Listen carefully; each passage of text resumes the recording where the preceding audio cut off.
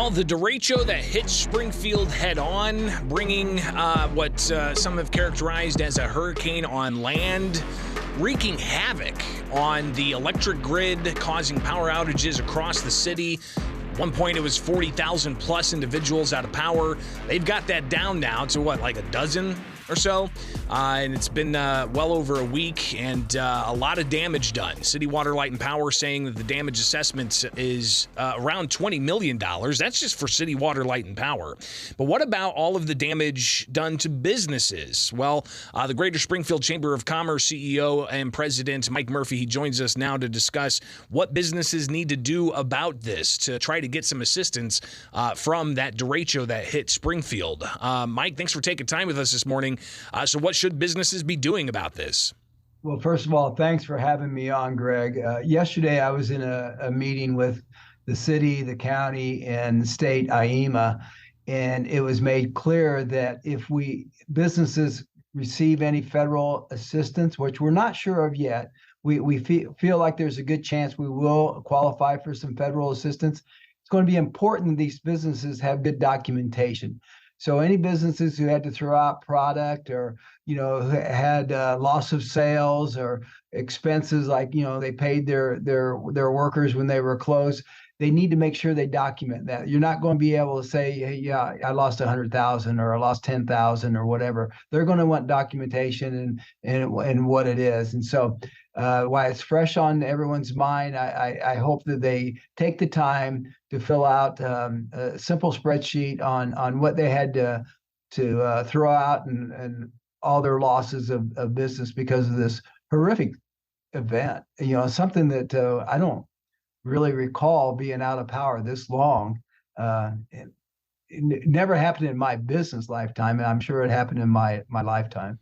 So we have, of course, FEMA and the designation that could possibly be derived to give assistance to like the public infrastructure here in Springfield, which, from my understanding, it's $22.7 million for statewide damage assessments, and right. Even just City Water, Light, and Power itself is already estimated around $20 million. Now, the final receipts of all of that just for Springfield, we don't know yet, let alone do we know the damage assessment for Chatham or for other areas throughout Sangamon County, let alone throughout central Illinois.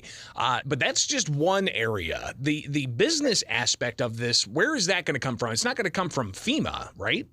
There's a possibility, I think, from FEMA, but more likely it's going to come from the Small Business Administration. And that might be in a form of a very long-term, low-interest loan. But there still might be some grants out there. But no matter what, you're going to have this a good record of the losses that you experienced, and that's why I'm on here today to just make sure that we don't wait, and because this won't, Greg, you well know government doesn't move real fast on some things. No, it doesn't.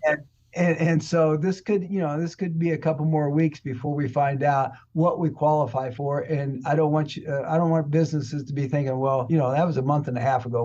What exactly happened? So while it's fresh in your mind, take some time, jot down everything that you lost and how this storm impacted you in a negative financial way for your business, and have a good record. That way, when you're prepared, you'd be first on the list to be able to apply for whatever relief we might have out there for you. We're talking with Greater Springfield Chamber of Commerce President and CEO Mike Murphy here with Springfield's Morning News, encouraging businesses to keep those receipts and track the losses from that power outage and the derecho. Would this just be for, say, like spoiled food for a restaurant or even hotels not being able to accommodate guests because they were out of power? We've heard that even the tourism could take a hit here in Springfield because of the power outage.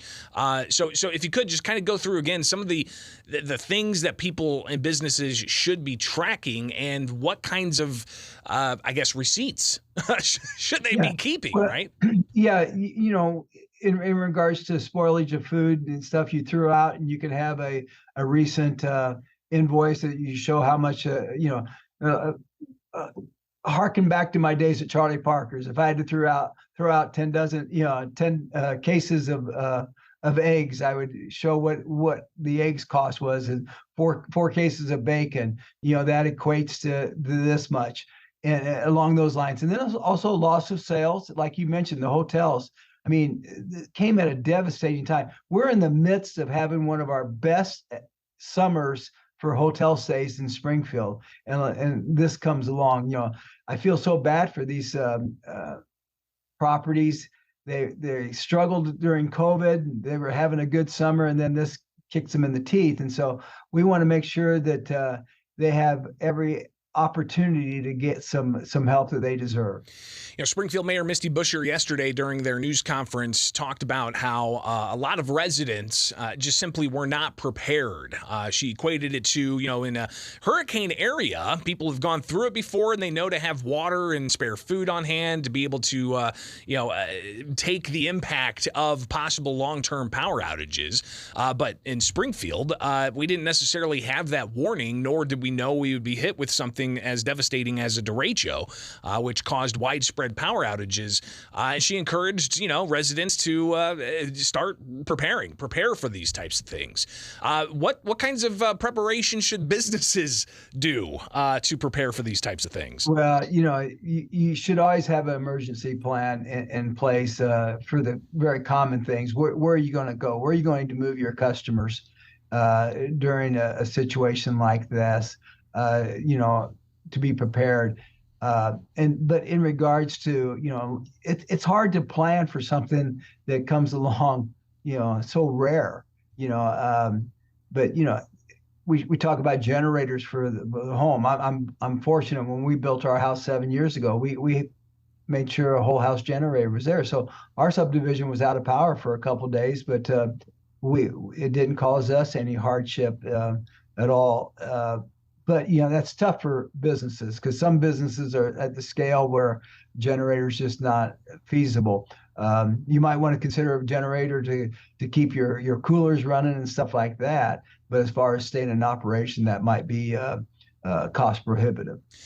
Greater Springfield Chamber of Commerce CEO Mike Murphy with us here with Springfield's Morning News on 92.7 WMAY, Springfield's News and Talk. Of course, Small Business Administration is an option here, and the idea of planning ahead and having any kind of emergency preparedness ready for businesses. But what about insurance? Are businesses working with their insurance companies to really ensure that they get covered for these types of events? Right. I talked to one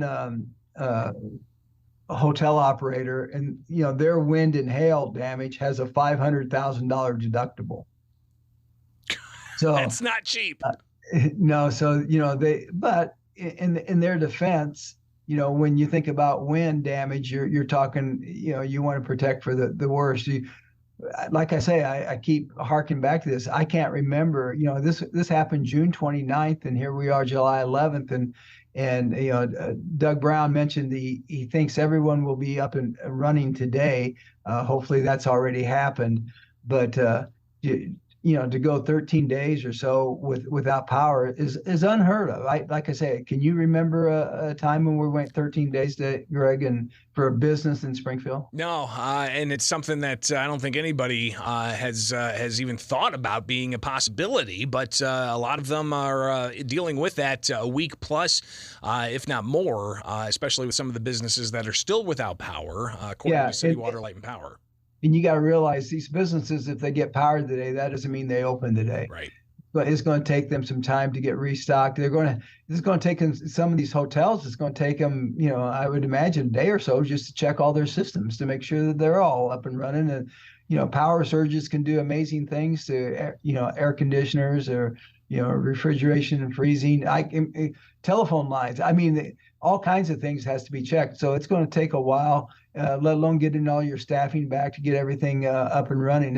It's not, I don't want to use this terrible analogy, switching a light switch and you're back open. I mean, it's going to take some time. Yeah, and especially thinking about the computer equipment that could be damaged as well from power surges and so on.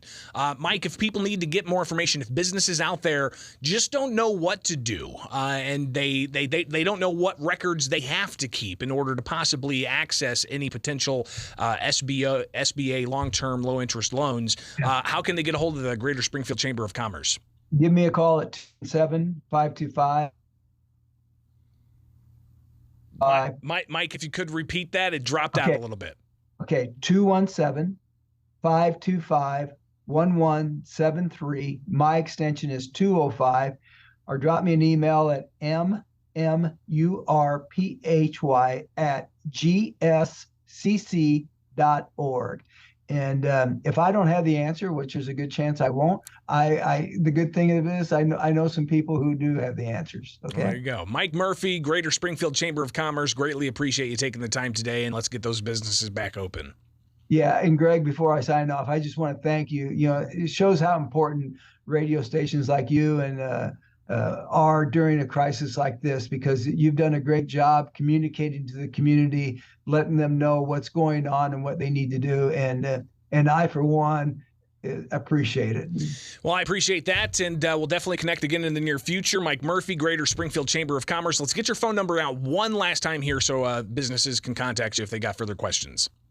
217-525-1173, and my extension is 205. All right, fantastic. Mike Murphy, thank you so much. Be safe out there, and we'll talk again soon. Thanks, Greg. It is Springfield's Morning News on 92.7 WMAY, Springfield's News and Talk.